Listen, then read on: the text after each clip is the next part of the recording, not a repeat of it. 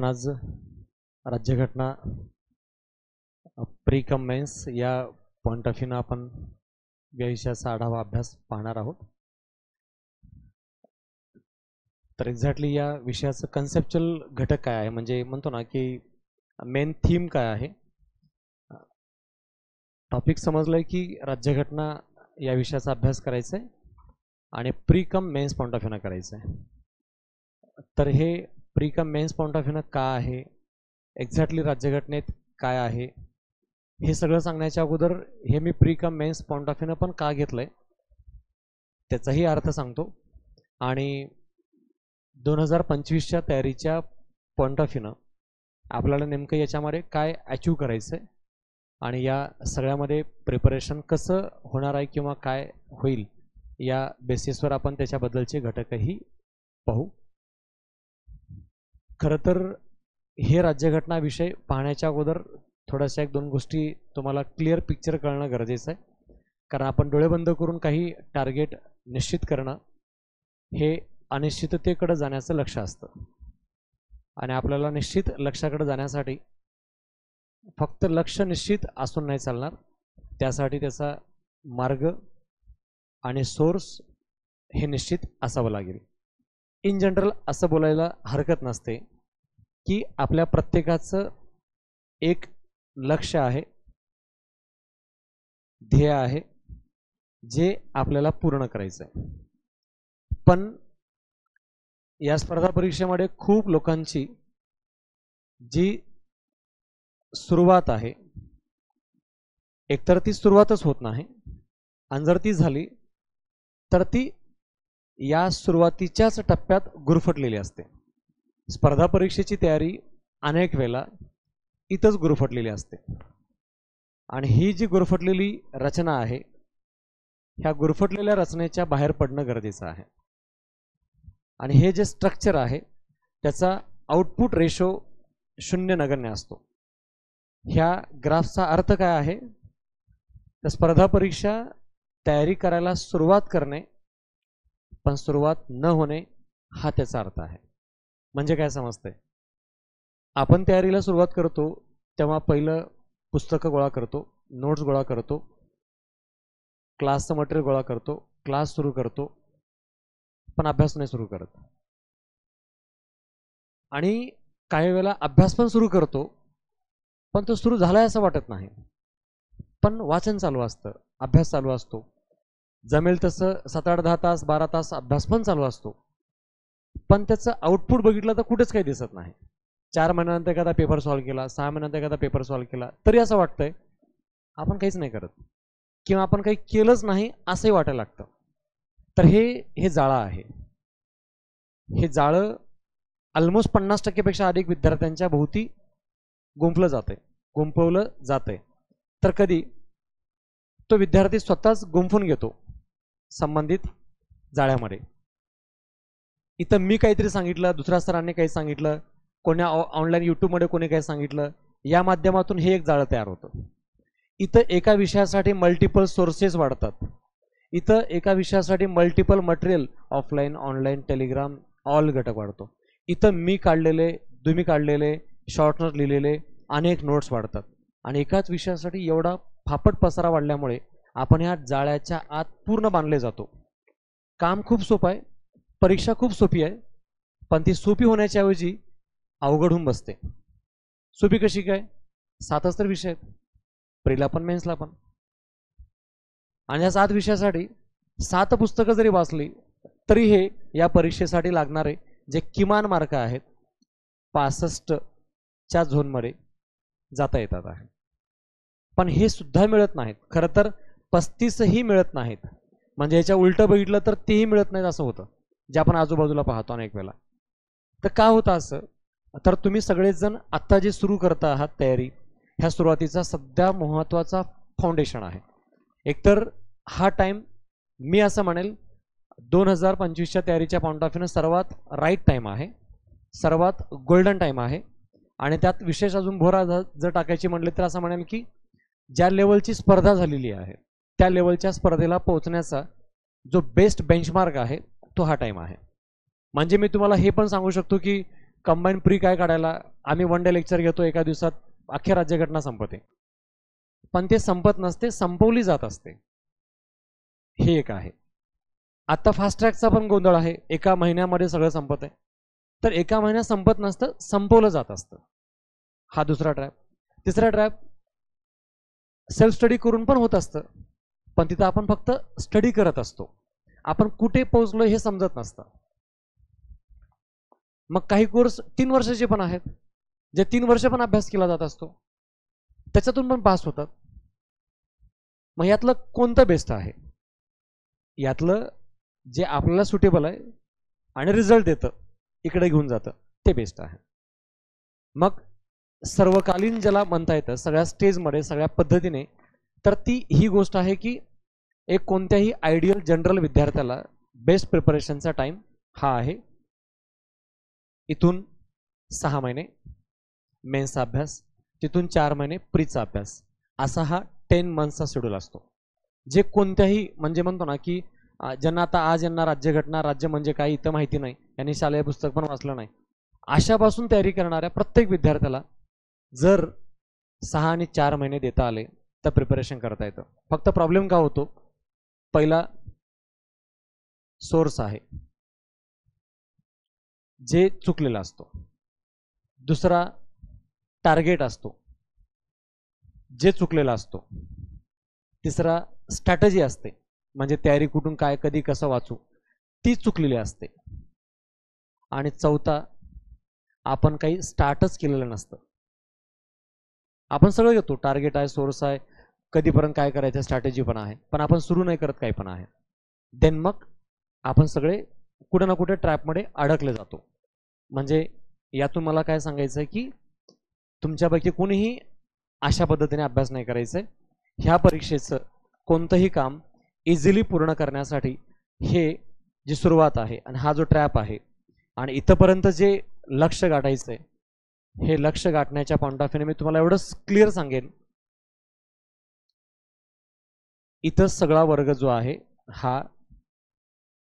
हा वर्ग जो आहे हा एक क्रीम वर्ग आहे, जो 2-3 वर्ष झाला मेन्स देतोय, 1-2-3 कंटिन्यू इंटरव्ह्यू दिलेला वगैरे आहे, तो इथं अडकलेला आहे. आणि फ्रेशर विद्यार्थी हा या जाळ्यात अडकलेला आहे. हा हे पुस्तक करतो, ते नोट्स ते क्लास हे क्लास, हे असं काहीतरी चाललंय, त्याचं गोंधळ आहे. आणि एखाद्या वर्षापासून चांगला अभ्यास चाललाय आणि 1 वर्षानंतर त्याला समजलं की आत्ता मला काय करायला पाहिजे होतं, 1 वर्षानंतर समजलं, तो विद्यार्थी इथं आहे. या विद्यार्थ्याला समजलंय आत्ता 1 वर्षानंतर की मला हे नाही करायला पाहिजे होतं, एवढंच करायला पाहिजे होतं, हे पेपर नाही हेच पेपर करायला पाहिजे होते, आत्ता अगोदर पेपर नाही नोट्स करायला पाहिजे होते, नोट्स नाही अगोदर पेपर करायला पाहिजे होतं, हे सगळं त्याला आत्ता समजलंय. आणि त्याच्यानंतर एखादी मेन्स दिलेला आहे, एखादी परीक्षा मेन्सपर्यंत पोहोचलाय, हा विद्यार्थी इथं थांबलेला आहे आणि हा आता स्पीड पकडायचा प्रयत्न करतोय. या विद्यार्थ्यासोबत पोस्ट आहे इथं. आता मग तुम्हाला ठरवायचंय याची बरोबरी करू की याची बरोबरी करू की याची बरोबरी करू, की काहीच नाही कळालंय पण जसं चाललंय तसं चालू, मग याच्यामध्ये राहू. आपण काही बदललो नाही, आपण काही विचार नाही केला, तर आपण या जाळ्यात अडकले जाऊ. हे जाळं का अडकलं जातं की मला प्री का करू आणि मेन्स का करू, मेन्स मधला काय फरक आहे आणि प्री मधला काय फरक आहे हे न समजल्यामुळे आपल्या भोवती जाळं घुमतं. आणि जाळं गुंफण्याची 2-4 कारणं लक्षात ठेवा. त्याचं पहिलं कारण आहे ह्या स्पर्धा परीक्षेला जाणून न घेता अभ्यास करणे. हे ठासून लक्षात ठेवा, ह्या सर्वात मोठ्या चुका आहेत आपला रिझल्ट एक्सटेंड होण्याचे किंवा न येण्याचे. पहिलं आहे मला समजलंच नाही हे कंबाईन प्री काय असतं, मेन्स काय असतं, सिलेबस काय असतो आणि असाच काय आहे, त्याचा अर्थ काय असतो, हे न जाणून घेता मी फक्त एवढा विचारतो कोणते पुस्तक वाचू, कोणतं गाईड वाचू, कोणता क्लास करू, विषय क्लोज, आम्ही पळायला लागतो. तर हे असं नाही आहे, हे पहिला. दुसरा प्रॉब्लेम काय की माझे सोर्सेस मला फिक्स नाही करता आले. एका विषयाला एक पुस्तक, एका विषयाला एकच क्लास, एका विषयाचा एकच नोट्स, या पद्धतीने मी जे कन्फर्म राईट स्ट्रक्चरमध्ये जायला पाहिजे होतं ते मी नाही गेलो. हा दुसरा प्रॉब्लेम. आणि तिसरा प्रॉब्लेम आपल्या आजूबाजूचं एन्व्हायरमेंट आहे जे निगेटिव्ह आहे. निगेटिव्ह म्हणजे कसं, मी आत्ता पॉलिटिक्सचं एम लक्ष्मीकांत वाचतो आणि हा मला येऊन जाऊन सांगतो की नाही नाही फक्त एक रंजन कोळंबेचं कर, पास होऊन जाशील. आणि हे दोन करताना येऊन सांगतात हे दोन्ही पुस्तकं वाचून काय उपयोग नाही, फक्त माइंड मॅप वाच, पूर्ण डायग्राममध्ये चार्टमध्ये तेवढं पुरेसं आहे. मग मी अर्ध लक्ष्मीकांत वाचतो, नंतर कोळंबे सरांचे 4 चॅप्टर वाचतो आणि ते बंद दोन्ही करतो. परीक्षेच्या 2 महिने अगोदर मी ते माइंड मॅप घेतो आणि माइंड मॅप करताना मला काहीच कळत नाही कारण ते शॉर्ट नोट्स आहेत. मग मला कोणतरी सांगतं 1 महिन्याची फास्ट ट्रॅक बॅच लावून टाक, सगळं कळतं. मग मी ते जे माइंड मॅप होतं ते सोडून जातो. ह्या करण्यात मी 4-5 महिने घालवले असतात. मग मी फास्ट ट्रॅक करून मला अजून असं वाटतं की मला कॉन्फिडन्स येत नाही. मग मला कोणतरी सांगतं की 1 डे लेक्चर कर, देन सगळं होऊन जात आहे. मग 1 डेच करायचं होतं, वर्षभर कशाला करत होतो अभ्यास आहे. तर हे कधी माणूस घसरतो, जेव्हा स्टार्टिंग पासून एक पुस्तक परफेक्ट प्रॉपर पूर्ण न केल्यामुळे. आणि काय होतं पुन्हा, एका विषयाला मल्टिपल सोर्स झालेत, गाईड, नोट्स, पुस्तक, रेफरन्स. यामुळे माझा कॉन्फिडन्स कुठेतरी वायबल होतो की काय करू, कसं करू. मला माहिती आहे की काय केल्यानंतर परफेक्ट रिझल्ट येतो. ते ठरलेलं असूनही मी करत नाही कारण माझ्या मनामध्ये भीती आहे. कशाची भीती आहे, रिझल्ट गेला तर, फेल झालो तर, बाकीचे पास होत आहेत ते कसं काय होतात, माझ्या घरूनचं प्रेशर आहे, फायनान्शियल लोड आहे, किंवा माझे हेल्थचे इश्यूज आहेत, अनेक प्रॉब्लेम्स आहेत. ज्यामुळे आपण इथं काय करतो, इथं एका विषयाला 2 पुस्तकं, 2 नोट्स, 2 क्लास, मल्टिपल खूप यूज करतो. आणि हे करत असल्यामुळे याच्या भोवती आपण ह्या जाळ्यातच अडकले जातो. रिस्क घ्यावी लागेल, काम करावं लागेल. ते म्हणजेच काय, जाळं बनवून द्यायचं नाही, ठाम राहायचं. मी जे क्लास करतो ते एक फॉलो करेन, एक पुस्तक त्याचं फॉलो करतोय आणि आज आत्तापासून मला कन्सिस्टंटली वेगानं पुढे निघायचं आहे.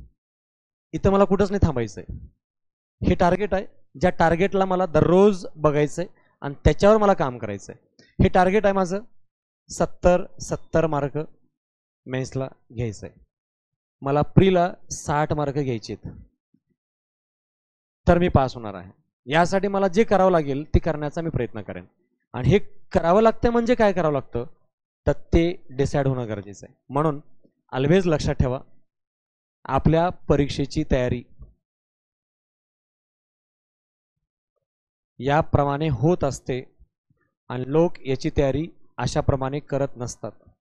ऑलवेज स्पर्धा परीक्षा वाचताना लोक पूर्व परीक्षा, मुख्य परीक्षा, मुलाखत वाचतात आणि तयारी पण 90% लोक पूर्व परीक्षा, मुख्य परीक्षा, मुलाखत करतात.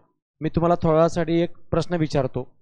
जर मी तुम्हाला असं विचारलं की आत्ता जुलै महिना चालू आहे, जुलै ते नोव्हेंबर हा एक ड्युरेशन आहे, डिसेंबर, सॉरी इथं डिसेंबर घ्या, आणि इथं जानेवारी ते एप्रिल हा नेक्स्ट, आणि त्यानंतर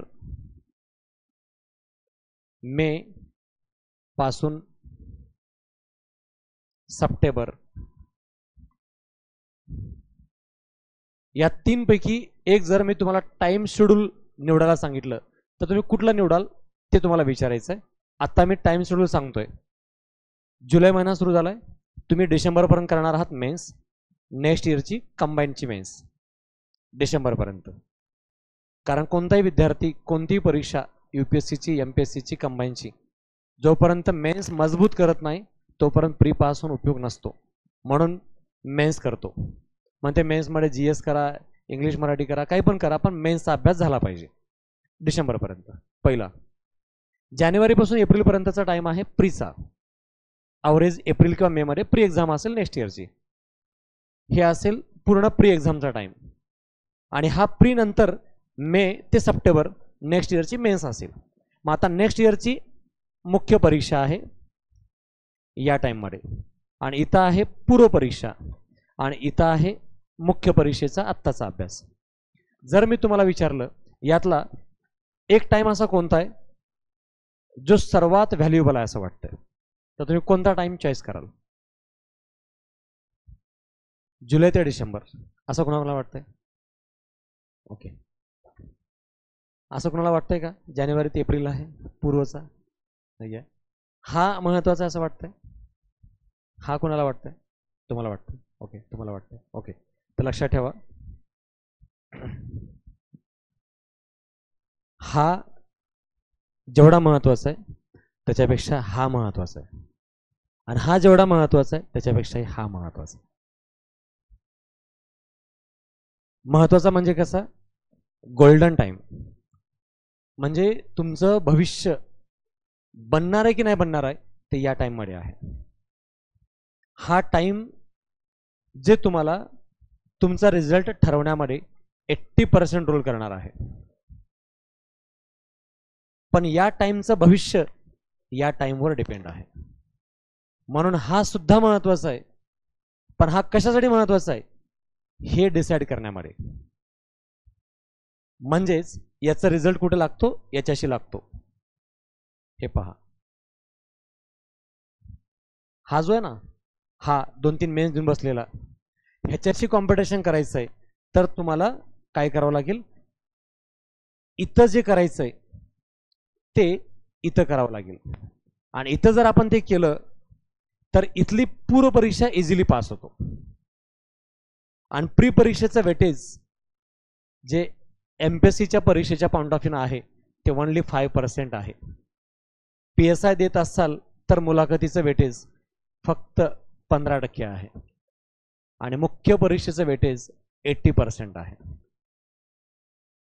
कंबाईन मधून पोस्ट पाहिजे, STI PSI ASO जे काही पाहिजे त्याला 80% वेटेज आहे.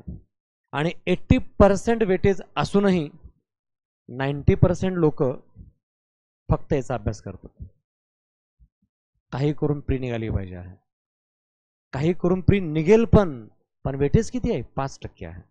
आणि असं 5% लोकांची 5% व्हॅल्युएबल असलेली प्री काढणारे लोक 70% आहेत, जे इथल्या जाळ्यात अडकलेले आहेत, इथून पुढे निघतच नाही आहेत, कारण त्यांची एवढ्या लोकांच्या लेवलची मेन्सच तयार नाही आहे. मग काय होईल? आता इमॅजिन करून चला, पुढचे 4-5 महिने तुम्ही मस्त एन्जॉय करत खात पीत थोडासा जमेल तेवढा अभ्यास केलं.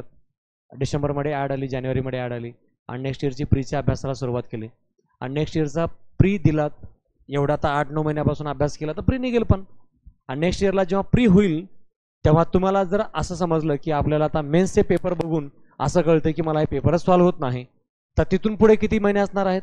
4 महिने, 3 महिने. हा इथला 3-4 महिन्याचा वेळ असेल. तेवढ्या वेळामध्ये मेन्सचा अभ्यास होत नाही, म्हणून मग तुम्ही काय कराल? 26ची प्रीच्या अभ्यासाला लागेल पुन्हा. आता इमॅजिन करून चला, 24 चालू आहे आणि 26ची प्री म्हणजे काय झालं? मग 26ची मेन्स बाकी राहिली, आणि इंटरव्ह्यू त्याचा होईल, फायनल निकाल लागेल 27 मध्ये, आणि आता 24 चालू आहे. आत्ताच बघितलं तर ते 3-4 वर्षाकडे चालल्यासारखं वाटतं. मग हे जर 3-4 वर्ष लागू द्यायचे नसतील तर फंडामेंटल फाउंडेशन काय? नेक्स्ट इयरच्या मेन्सची पूर्ण तयारी आत्ता जुलै ते डिसेंबरमध्ये करावी लागेल. म्हणून इथं तुम्हाला मजबूत मार्क मिळवणं गरजेचं आहे या टाइममध्ये. पण हे कधी मिळतील? जेव्हा आपण इथला टाइम खचून वापरला असेल. म्हणजे याचा अर्थ हा निघतो अशा पद्धतीचा, जर ही रेस आहे तर स्पर्धा जेव्हा इथून सुरुवात होईल तेव्हा इथं काही लोक पोहोचलेत, तर मला जर मी डिले सुरू केला असेल, उशीरला सुरू केला असेल या माध्यमातून, तर मला इथून सुरू केल्यानंतर इथंपर्यंत पोहोचायला जो वेळ लागणार आहे तो मला वेळ भरून काढण्यासाठी माझा वेग वाढवावा लागेल, माझी दिशा बदलावी लागेल, तर मी याला गाठेल. अन्यथा मी इथून इथं येईपर्यंत हा इथं पोहोचणार आहे. म्हणजे लिंक काय लागली? मागच्या वर्षी मला ऑलरेडी 65 पडलेत आणि या वर्षांना 55 पडलेत. आता हे अभ्यास करून करून 65ला येईपर्यंत मी 75ला जातो. मग आता हे जेव्हा 65ला येतील तेव्हा मी पुढे 85ला जाईल. मग असंच पुढे जात जाईल.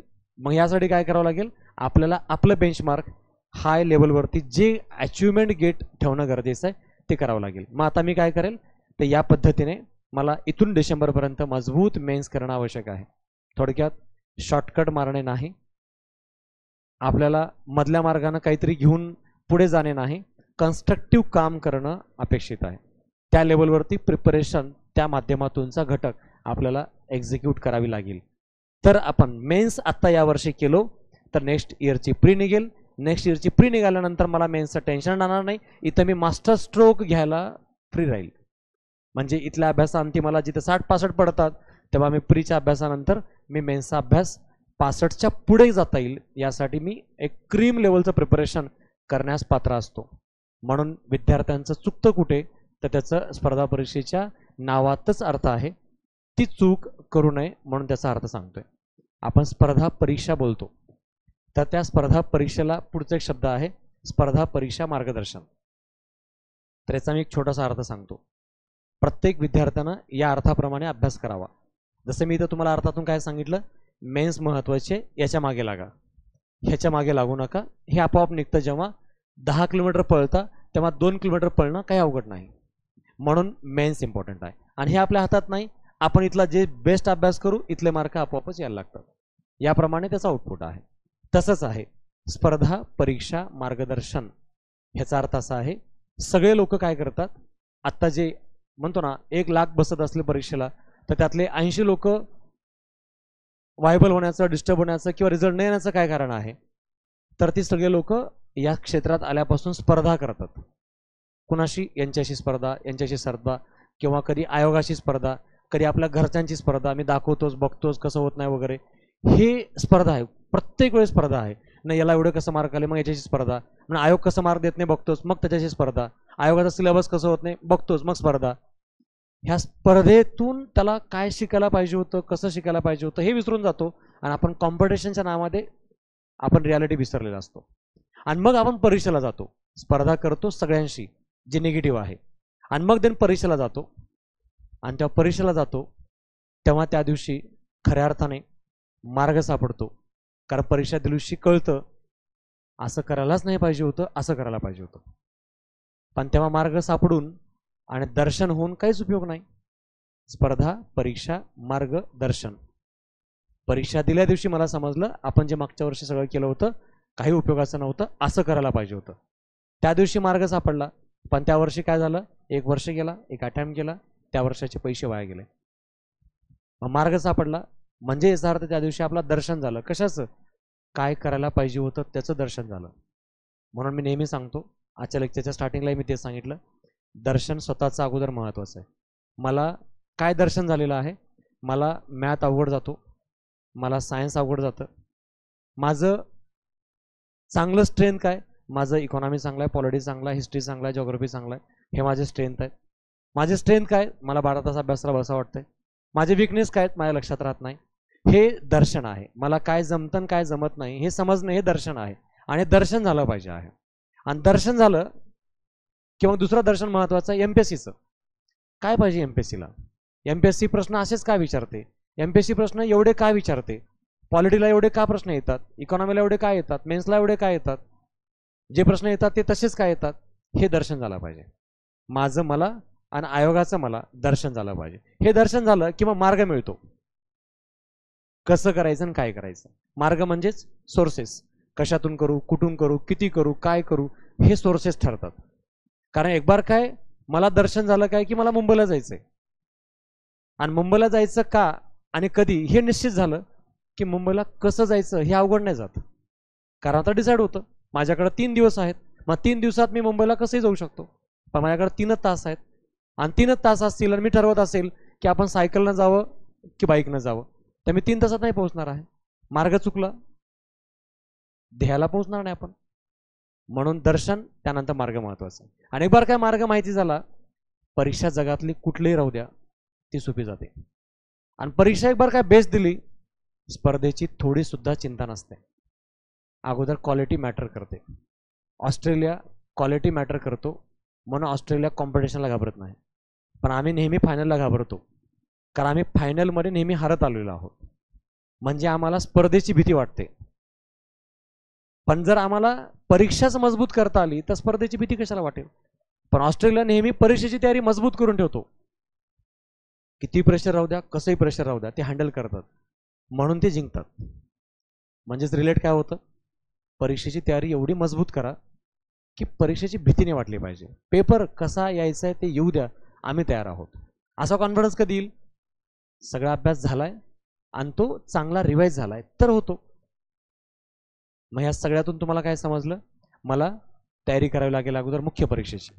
आणि तयारी करताना मला काय करावं लागेल, तर मला आता समजलं हे मला माझं स्वमूल्यांकन करायला पाहिजे. मी कसं मूल्यांकन करतो? मला किती तास बसता येतं, मला किती वेळ क्वालिटी करता येतं, मला कोणते पुस्तकं जमतात. नाही, भले लोक सगळे सांगतात की इतिहासचं पुस्तक ग्रोअरचं चांगलं आहे, पण मला झेपत नाही. आणि मी रिअलमध्ये सांगतोय, मला नाही झेपत, मला नाही समजत पुस्तक. मग मी त्याला सबस्टिट्यूट शोधतो. कुठलं पुस्तक आहे?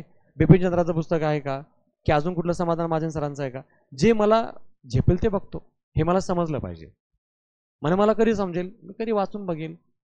मी यांना विचारलं, हे मला सांगितलं की तुम्ही ग्रोअरचं पुस्तक वाचा, ते बेस्ट आहे, त्याशिवाय दुसरा पर्याय नाही. मग मी डायरेक्ट नाही घेणार, मी यांच्याकडून पुस्तक घेतो, अगोदर वाचून बघतो. कळतं का? 2 तासात वाचल्यावर कळतं मला काही कळतं की नाही कळतं वगैरे. मग त्यानंतर मला कळालं की हे कळतंय मला. मग मी यांना जाऊन विचारतो, या पुस्तकातून काही मार्क येतात का? हे सिनियर आहेत, हे शिक्षक आहेत, मी त्यांना विचारतो.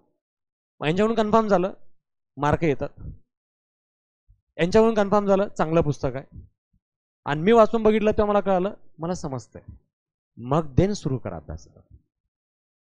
अन्यथा इथं अंगावर ओझं खूप आहे जे आपल्या क्षमतेच्या पलीकडे आहे. नाही पण हे कसं आहे, मला पास व्हायचं आहे, काही करून पास व्हावं लागेल, असं हे भावनिक झाल्यामुळे काही नाही सापडणार आहे. इथं फॅक्ट इम्पॉर्टंट आहे. म्हणजे भारत कसं आत्ता 6 महिन्यापूर्वी हारलाय, एवढं वर्ल्ड कप जिंकू द्या.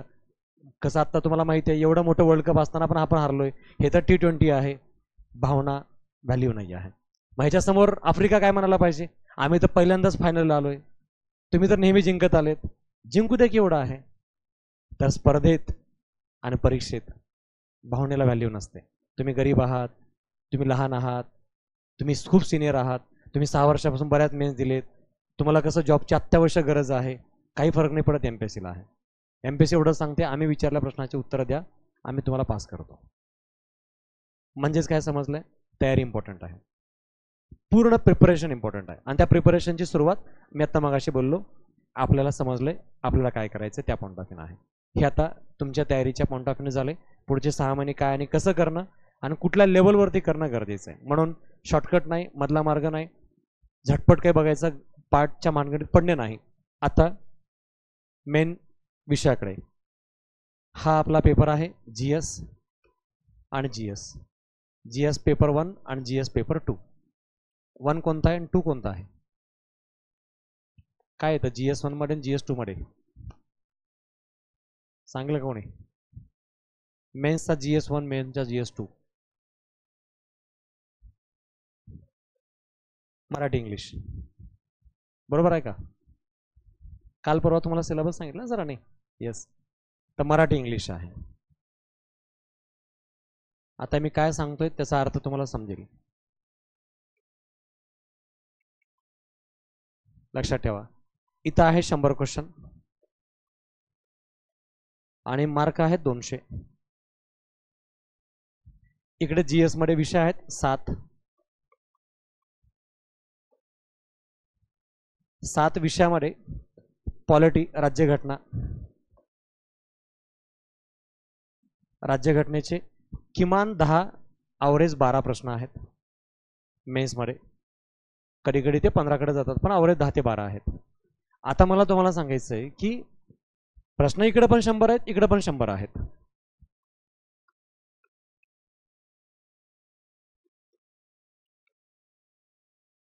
पण 200 गुण आहेत.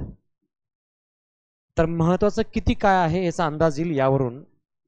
तुम्हाला सगळ्याला माहिती आहे प्री एक्झाम जी आहे ती प्री एक्झाम 100 क्वेश्चनची आहे, 100 गुणांची आहे. पूर्व इथं 200 प्रश्न आहेत आणि 400 मार्क आहेत मुख्यमध्ये. आता महत्वाची थीम लक्षात ठेवा, इथं पण 1 तास आहे एका पेपरला, इथं पण 1 तास आहे एका पेपरला. म्हणजे मेन्सचा 100 प्रश्नांचा 200 गुणांचा मुख्यचा जो पेपर आहे तो तुम्हाला 1 तासात सॉल्व्ह करायचा. कुठला? इथला पण 100 क्वेश्चन्स, 200 मार्क, 1 तास मुख्य परीक्षा. आणि सेम पुन्हा 100 क्वेश्चन, 100 मार्क पूर्वला पण 1 तास. विषय सेम आहेत प्रीमध्ये मेन्समध्ये. प्रीला पण 7 विषय आहेत, मेन्सला पण 7 विषय आहेत. जसाच तसा सिलेबस आहे. 5% 7% सिलेबस सोडला तर बाकी सगळा सिलेबस 90% सेम आहे. मग मी आत्ता इथून पुढे जून जुलैपासून डिसेंबर जानेवारीपर्यंत जेवढं GS2 हा 7 विषयाचा मेन्स परफेक्ट करेल तेवढं pre 100 question 100 mark perfect ready आहे. मग मी डिसेंबरच्या ऐवजी जानेवारी, जानेवारीच्या ऐवजी फेब्रुवारी पर्यंत जरी मी मेन्स केलो तरी टेन्शन नाही. कारण GS मेन्सचा अभ्यास करणे म्हणजेच GS प्रीचा अभ्यास करणे आहे. पण चॅलेंज कुठे आहे? चॅलेंज मेन्समध्ये आहे. का? कारण 100 क्वेश्चन प्रीला पण आहेत GSला, 100 क्वेश्चन मेन्सला आहेत GSला. पण इथं 100च मार्क आहेत, इथं 200 मार्क आहेत. याच्यावर फक्त क्वालिफिकेशन होतं तुमचं, क्वालिफाईड होता तुम्ही, कारण 5% व्हॅल्यू आहे. पण या मार्कावर तुमचं मेरिट लागते आणि तुम्हाला पोस्ट मिळते ते या मार्कवर.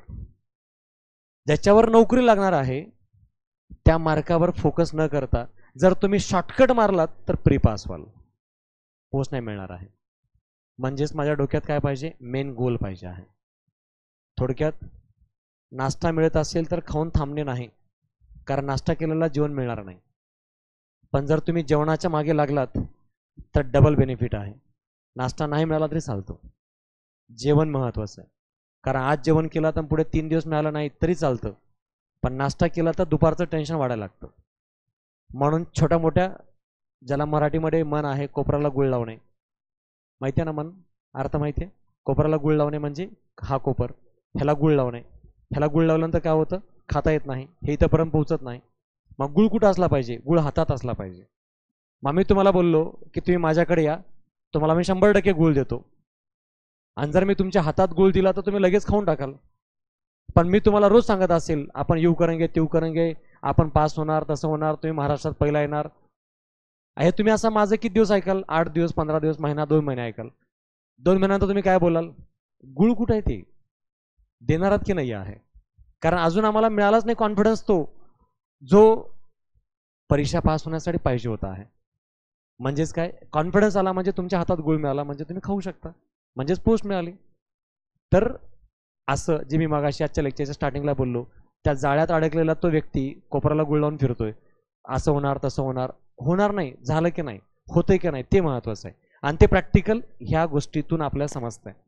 म्हणून महत्त्वाचं आहे मेन्स पॉईंट ऑफ व्ह्यूनं GSचा अभ्यास आणि मेन्स पॉईंट ऑफ व्ह्यूनं इंग्लिश मराठीचा अभ्यास. 400 मार्क्स ज्याचं टार्गेट ठेवून आपण काम करणं आवश्यक आहे. कारण माझ्या डोक्यात चॅलेंज आहे ते मला ॲक्सेप्ट करावं लागेल. 1 आवर स्पर्धा आहे, 1 तासाची, लक्षात ठेवा. ह्या पॉईंट ऑफ व्ह्यूनं बघितलं तर राज्यसेवेपेक्षा कंबाईनचं चॅलेंज महत्त्वाचं असतं. पण लोक ह्याचा नाही विचार करत. मी तुम्हाला आज मस्त मजेशीर राज्यघटनेची भरपूर काही पार्श्वभूमी सिलेबस सांगू शकला असतो, पण शिकायचं आहे ते राज्यघटना शिकायला वेळ नाही लागणार आहे. पण तुम्ही फक्त राज्यघटना शिकण्यासाठी इथं नाही आलेले आहेत, तुम्ही पास होण्यासाठी आलेले आहेत. राज्यघटनेमुळे एक विषय बेस्ट होईल, पण परीक्षेचा रिझल्ट आला पाहिजे आणि रिझल्टची राईट डायरेक्शनमध्ये प्रिपरेशन होणं आणि आपली तयारी पूर्ण होणं गरजेचं आहे. आणि ह्या तयारीच्या पॉईंट ऑफ व्ह्यूनं मेन्स कम प्रीचा GSचा अभ्यास आणि त्याच्यामध्ये आपल्या राज्यघटनेच्या अभ्यासाला वेळ देणं गरजेचं आहे. म्हणजेच आपण सगळेजण आत्तापासून 1 तासाच्या त्या परीक्षेला तयार होणं गरजेचं आहे. 1 तास प्रीमध्ये आहे, 1 तास मेन्समध्ये आहे, 1 तास मेन्समध्ये आहे. हे आपल्या पेपरसाठी खूप महत्त्वाचे वेळ आहेत. मुख्य परीक्षा इथं आपलं भविष्य फक्त 100 मार्कांचं आहे, इथं भविष्य 200 आणि 200 आहेत. इमॅजिन करून चला, तुम्ही जे लढणार आहात ते 60 मिनिटं आहेत. त्या 60 मिनिटात रिअलमध्ये हातात 50-55 मिनिटं आहेत. त्या 50-55 मिनिटामध्ये आपलं 100 प्रश्न सॉल्व्ह करून आपल्या टार्गेटला अचीव्ह करायचं आहे. म्हणजे सांगायचं मला हा मुद्दा आहे की आपल्या अभ्यासापेक्षाही परीक्षेला तयार होणं, त्या पद्धतीने तयारी करणं आवश्यक आहे. आणि ती तयारी हा या ठिकाणचा मेजर मजबूत घटक असतो. पण ही तयारी करताना अनेक वेळेला सुरुवात कुठून करायची, शेवट कुठे करायचा आणि त्याचा अभ्यास कसा करायचा हे कंप्लीट वेनं निश्चित नसल्यामुळे रिझल्ट जात असतात. म्हणून मी तुम्हाला सांगितलं ह्या सगळ्या प्रिपरेशनबद्दलचा पार्ट. आता ऐका GS बद्दलचा पार्ट. हा GS2 आहे. GS2 मध्ये history, geography, polity, eco, science, current आणि मॅथ.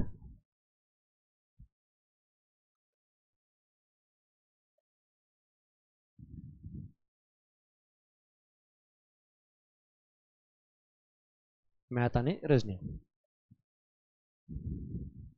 जनरल मेजर 7 विषय. एन्व्हायरमेंट भूगोलामध्ये येऊन जातो, त्या ठिकाणी तो पार्ट कव्हर होतो. तर याच्यावर आता एक अवरेज माझं असं तुम्हाला बेंचमार्क सांगायचं टार्गेट आहे की जे आपण प्रिपरेशन पाहतोय त्यामध्ये स्पष्टपणे आयोगाने आता डिफाईन केलं त्यानुसार आपल्याला 20 क्वेश्चन याच्यावरच आहेत. आता राहिले 80 क्वेश्चन्स. ह्या 80 क्वेश्चनसाठी आपल्याला 3 आणि 3 6 या सब्जेक्टमध्ये डिवाइड करायचं आहे. म्हणजे अवरेज 12-13 प्रश्न कमी अधिक त्या विषयात. एखाद्या 2 विषयामध्ये 10च येतात, 1-2-3 विषयामध्ये 12-13 असं करून ते बाकीचं प्रिपरेशन आहे. पण कोणत्या विषयामध्ये 10च्या खाली मार्क नाही आहेत. मग आता जस्ट एक इमॅजिन करून चला, ह्या सगळ्या विषयामध्ये आपल्याला 10 मार्क आपल्याला घेणं अपेक्षित आहे. हे येणार आहे त्याच्यापेक्षा जास्त मार्क, पण घ्यायचे 10 मार्क. का घ्यायचेत पहा. हे किती झाले? 3 आणि 2 5, 50 आणि 20 70 आहेत. हे 70 मी का सांगितलं? 2022च्या परीक्षेचं आता मेरिट 2023 मध्ये जे लागलं ते मेरिट पेपर 1 आणि पेपर 2 जो आहे त्याचा मेरिट किती आहे? 72. म्हणजे ज्याला 72 मिळाले त्याला पोस्ट मिळाली आहे. 71 मिळाले तो बाहेर पडलाय. किती पैकी? 100 पैकी. 100 क्वेश्चन्स पैकी मार्क नाही. मग आता याचे 72-72चं कन्व्हर्जन किती होईल? हे 140-144 क्वेश्चन झाले. 144 क्वेश्चन म्हणजे मार्क किती झाले? 288. 288 हे मेरिट होतं. मेरिट म्हणजे लास्ट लोअर कॅन्डिडेट होता. 286 पडले तो बाहेर पडलाय. मग आता तुम्ही हे प्रॅक्टिकल आत्तापासून स्वीकारताय तर तुम्हाला 100% रिझल्टच्या पॉईंट ऑफ व्ह्यू जाता येतो. कारण तुमच्याकडं पुढे इथून 6 महिने कंप्लीट याच्यावर आपण काम करतोय. आणि 6 महिने फक्त याच्यावर काम नाही करत, आपण प्रीच्या पण काम करतोय. ह्याची तयारी करणे म्हणजे प्रीची पण तयारी करणे. जर तुम्ही आता हे टार्गेट ठेवलं की 72 मार्क पडतात तर मला याचे आता माझ्या अटेम्प्टला मला 75 घ्यावे लागतील. मग मी 75 घेऊनची तयारी सुरू केली तर मला प्रीमध्ये येणारे 60-65 का नाही पडणार? जर मी मेन्सचं 75 मार्काचं प्रिपरेशन करतोय तर 60 मार्क आरामात मला प्रीला पडतील. पण असं आपण जसं विचार करतोय तसं बाकी जनता पण विचार करते आहे. मग बाकी जनतेला पण 60-65 पडणारच आहेत. म्हणजे याचा अर्थ रिअलमध्ये 60-65 मेरिट लागणार. हे पुढील कालावधीतलं पूर्व रिझल्ट आहे, आपल्याला आलेली आयडिया आहे. हे दृष्टिकोन ठेवून काम करावं लागेल. मग आता पहा, मला 75 पाहिजेत तर मला अटेम्प्ट किती करावं लागेल? 20 तर माझे चुकणारच आहेत. सगळ्या विषयातले 2-2, हे 7 विषयात 2 प्रश्न जर चुकतील पर विषय, पॉलिटी 2, इकॉनॉमी 2 जरी चुकले तर 14 मार्क इथंच गेले माझे. आणि 6-7 तर येणार नाही आहेत, 5-7 तर प्रश्न येणार नाही आहेत, म्हणजे 20 गेले. आणि जे माझे चुकलेत त्याचे 4-5 पेनल्टी गेली. 15-16 माझे चुकले त्याचे 4 तर पेनल्टी गेली 1/4 प्रमाणे. मग 4-5 पेनल्टी गेली, 5-6 येणार नव्हते, हे 10 गेले. आणि 15 माझे चुकले, 15-16 म्हणजे 25 गेले टोटल. मग 25 गेले टोटल तर 75 राहिले. म्हणजेच 5-6च मी ऑप्शनला टाकू शकतो जे येत नाहीत. म्हणजे 94-95 मला अटेम्प्ट करायचं आहे.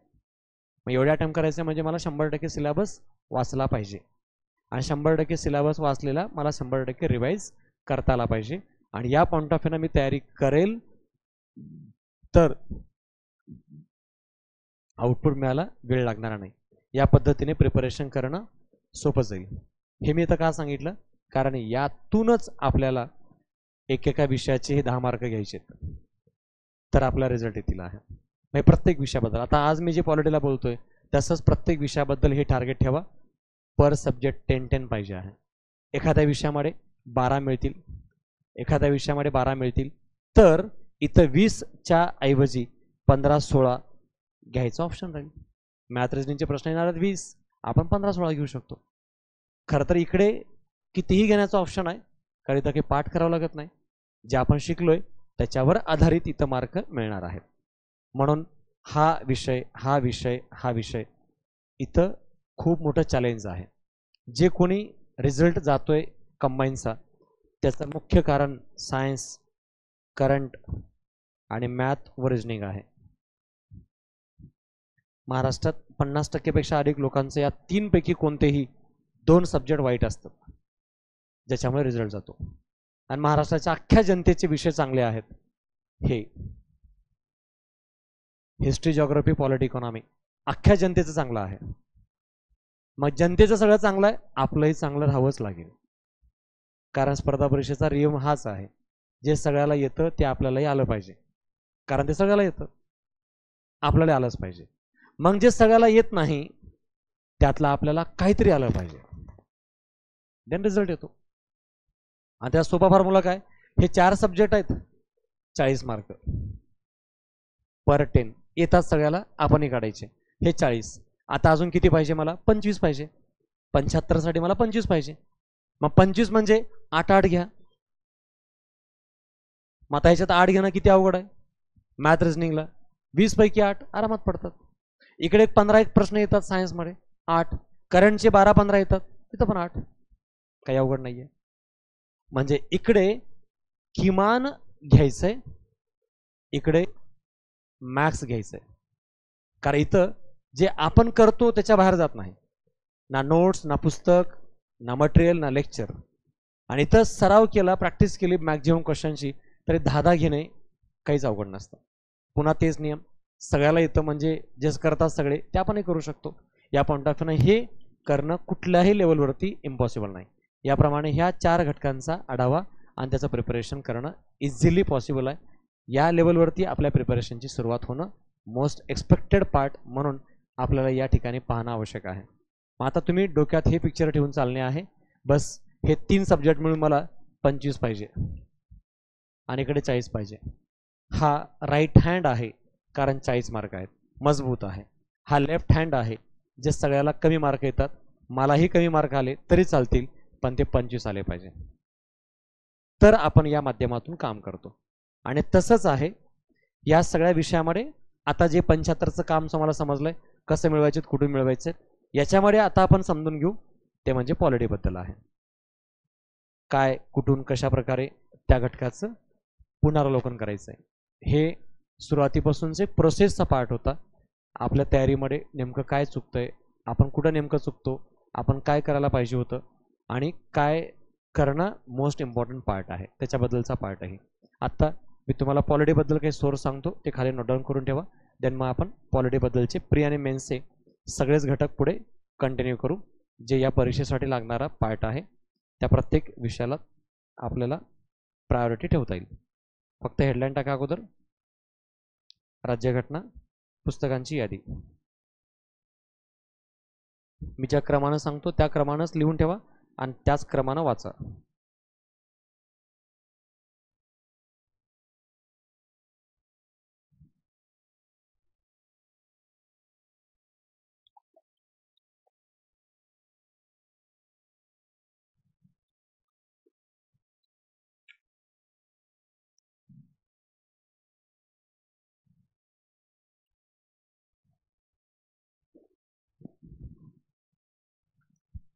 नंबर 1,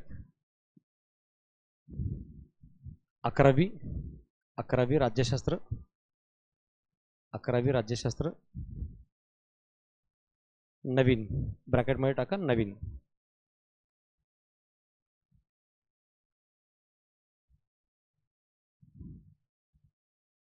आणि त्याच्या खाली लिहा 12वी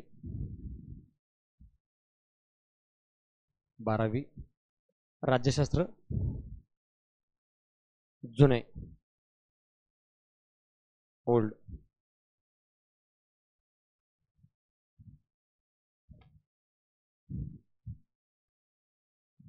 त्याच्या खाली राज्यव्यवस्था, राज्यव्यवस्था एम लक्ष्मीकांत, एम लक्ष्मीकांत.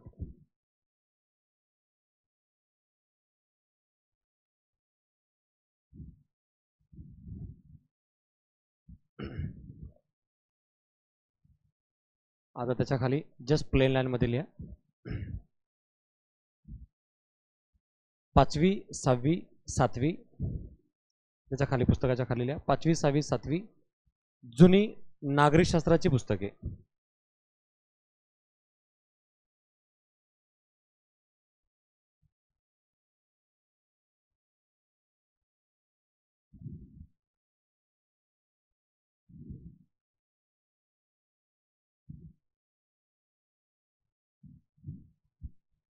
नागरिकशास्त्राची पुस्तके तर हे भेटली तर करा. 5वी 6वी 7वीची नागरिकशास्त्राची जुनी पुस्तकं आहेत, भेटली तर, अदरवाईज गरज नाही. महत्त्वाचं आहे त्या प्रायोरिटीनुसार मी वरून यादी दिलेली आहे. स्टार्ट करायला पाहिजे 11वीचं, त्याच्यात कन्सेप्ट आहेत. 11वीचे जे पुस्तक आहे त्याच्यामध्ये बेसिक कन्सेप्ट आहेत आणि 12वीचं जे आहे ते कंटेंट आहे, कॉन्स्टिट्यूशनचा फंडामेंटल. आणि ऑलवेज हे 11वीचं जे आहे त्याच्यावर 1 मार्क किमान येतो आणि 12वीचं जे आहे त्याच्यावर 3 मार्क किमान येतात. हे 4 क्वेश्चन्स प्रीमध्ये हमखास येतात या दोनच पुस्तकावरून. जे फंडामेंटल आहे खूप जास्त महत्त्वाचं आहे आणि विशेष आवश्यकता आहे. पण आपण तयारी करताना शॉर्टकट मारतो, खूप जास्त कमी अधिक विषय कुठून कशा प्रकारे करायचं याच्यावर भर देतो. म्हणून इथं कुठल्याही परिस्थितीत मी आता तुम्हाला बोललो त्याप्रमाणे पुस्तकांची यादी वाढवायचं नाही.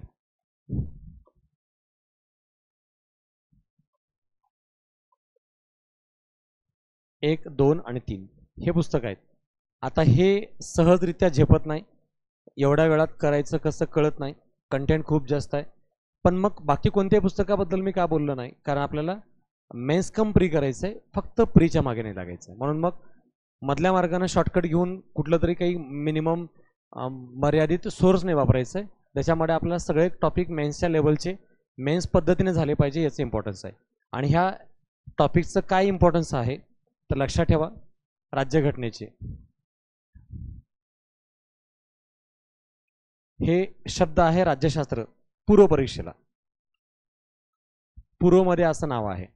आणि राज्यशास्त्राचे पूर्वमध्ये जे प्रश्न आहेत 15 प्रश्न आहेत आणि 15 गुण आहेत. आणि दुसऱ्या बाजूला मुख्य परीक्षा, तिथं सांगितलंय राज्यव्यवस्था, राज्यघटना, प्रशासन, पंचायत राज असं नमूद आहे. मग इथं याची व्याप्ती खऱ्या अर्थानं मर्यादित होते, उलट इथं जास्त आहे. नाव एकच आहे राज्यशास्त्र, पण ह्या खाल्ल्यापेक्षा जास्त सिलेबस इथं येतो. कारण राज्यशास्त्रामध्ये राज्यघटना पण येते, राज्यव्यवस्था पण येते आणि प्रशासन व पंचायत राज या सगळ्या विषयाचाही समावेश या अंतर्गत होतो. म्हणून या दोन्हीच्या लेवलवरती आपल्याला त्याचा आढावा प्रिपरेशन घेणे मोस्ट इम्पॉर्टंट घटक म्हणून पाहावा लागेल. तर या ठिकाणी लक्षात ठेवा, इथं 15 प्रश्न आहेत पण 30 गुण आहेत. आणि या दोन्हीच्या मिशनप्रमाणे आता आपण काय म्हणू शकतो की एकूणच आपल्याला 45 गुणांसाठी राज्यघटनेचा अभ्यास करायचा आहे. तर मग 45 मार्कांसाठी आपण कसं काय शॉर्टकट घेऊ शकतो, विशेष आउटपुट आणि बेनिफिट देणारं काय आहे तर हे जे 45 मार्क आहेत ते 45 मार्क पुस्तकाच्या बाहेर न जाणारा विषय आहे. एक बार काय जे आपण करतोय ते जर परफेक्ट कन्सिस्टंटली बेस्ट बनवलंय तर काहीच नवीन करावं लागणार नाही, एक्स्ट्रा करावं लागणार नाही आणि आपण वाचलेलं होतं पण आलं नाही असं एकही सापडणार नाही. या पद्धतीने आपल्याला प्रिपरेशन करणं आवश्यक आहे. म्हणून 45 मार्काच्या तयारीच्या दृष्टिकोनातून अभ्यास हा या ठिकाणचा इम्पॉर्टंट पार्ट आहे. ह्याचं जे प्रपोर्शन आहे, आता हे तुम्हाला 45 मार्क कळाले आणि ते कळाले कसे, प्री का मेन्स पॉइंट ऑफ व्ह्यू आहेत. मग मी आत्ता फरक नाही करत प्रीचा कोणता मेन्सचा कोणता सिलेबस, कारण मला मेन्सचा अभ्यास केला की प्रीचे मार्क येतात याची मला जाणीव आहे आणि मला ते मेन्सच्या पॉईंट ऑफ व्ह्यूने अभ्यास करणं आवश्यक आहे. तर मी यासाठी सुरुवात कशी करू ज्यामुळे मला मेन्सचे पण प्रीचे पण मार्क येतील आहे याचा मला कॉन्फिडन्स पाहिजे. मी सांगितलं तुम्हाला आज हे काय कशातून करायचं, पण मीच आज बोललो होतो स्टार्टिंगला लेक्चरच्या, एक बार काय स्टार्ट बिघडली की एंड आपल्या हातात पोहोचत नाही, म्हणून स्टार्ट महत्त्वाची आहे. तर स्टार्ट कुठून करायला पाहिजे, मेन्सच्या अभ्यासाची कशा पद्धतीने करायला पाहिजे. तर लक्षात ठेवा हा मार्ग आहे. मी इथं स्टार्ट करतोय माझ्या अभ्यासाची, तर माझ्या लेफ्ट हँडला पहिलं काय असलं पाहिजे, अभ्यासक्रम.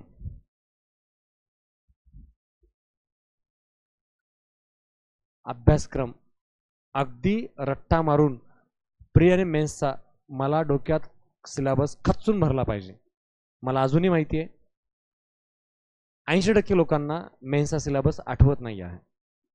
ते मेन्सचा सिलेबस काय आहे ते मेन्सला गेल्यावर आठवतं, मग तेव्हा आठवतं याचा अर्थ त्याने अभ्यास तेव्हा सुरू केला मेन्सचा, मग कसं रिझल्ट येईल. कारण इथं 2 वर्षापासून मेन्स देऊन बसलेला विद्यार्थी बराच आहे. मग त्याच्या पलीकडे जायचं तर मला आत्ता म्हणजे आज 10-11 जुलैला माझ्या डोक्यात अगदी क्लिअर पिक्चर पाहिजे की मेन्स काढायचे मला, तर माझं विजन क्लिअर पाहिजे.